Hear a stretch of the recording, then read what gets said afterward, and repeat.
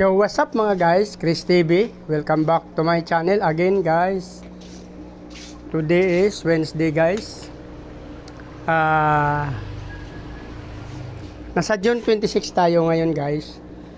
Guys, dun sa unang video ko, meron ako mga pinakita doon na nag-breed tayo. Nag-try tayo mag-crossbreeds ng P-Dirt sa albino koi.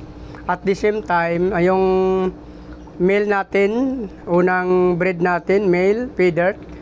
Tapos yung ating female na ginamit, albino koi, same dito sa mayroon ito breed kaso wala rin flashlight ko kasi nalubat. Pero mayroon tayo dyan na crossbreeds ng P-Dirt, male P-Dirt, tapos albino koi na female.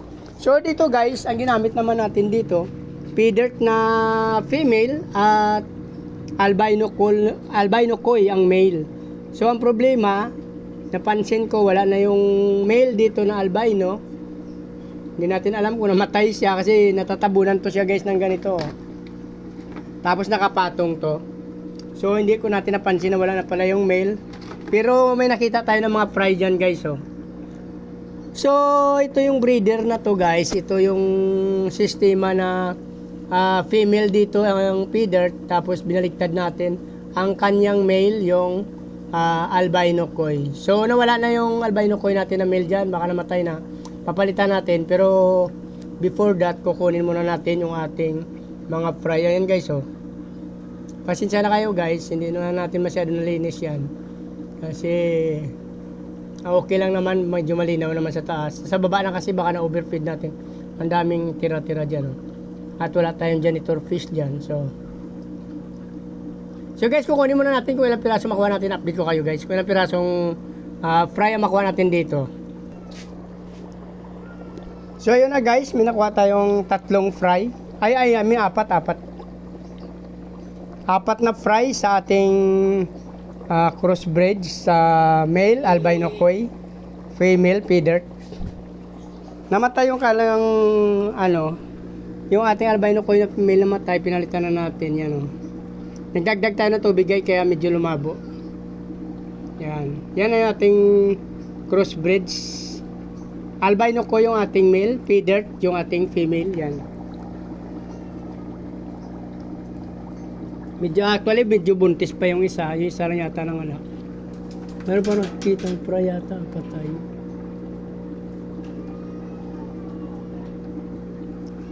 So ayun guys, inulit na lang natin.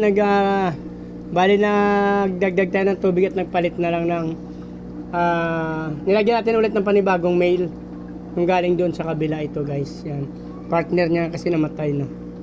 So abangan natin ulit to guys sa resulta niya, ang paglaki doon sa mga unang video natin. Sinabi ko nga nag crossbreeds tayo totally, pero yung ginamit nating male doon P-Dirt at albino koi na female. Dito baligtad tayo dito sa pangalawang crossbreeds na ito.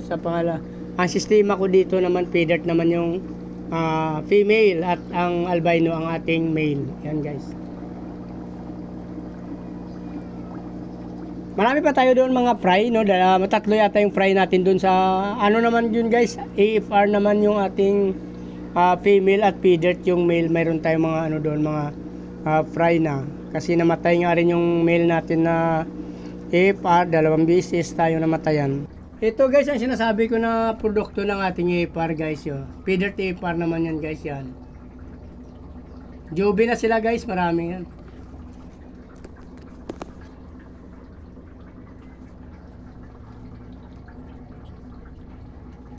Medyo natakot sila. Yan pasensya na kayo guys, medyo madilim lang dyan.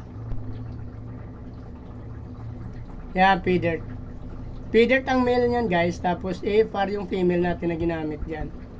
Same din dito, ito yung pangalawang batch niya. Ito yung pangalawa, na P-Dirt ang male, ito yung pangalawang anak nila.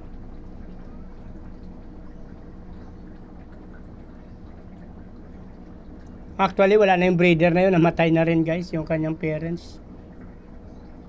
Marami na ako P-Dirt dyan, kaso ang ating AFR wala na. Mayroon tayo doon natira, may female ng full gold. Na-cross din natin sa pay dirt. Hindi pa nanganak. Ayan o. Actually, pay dirt pa rin yung kulay ng male. Kaso ang tainga niya parang hindi lumaki. Hindi ko lang alam kung nag-adult na kasi maliit pa sila. Ang ganda lang ng buntot nila kasi talagang matingkad na matingkad.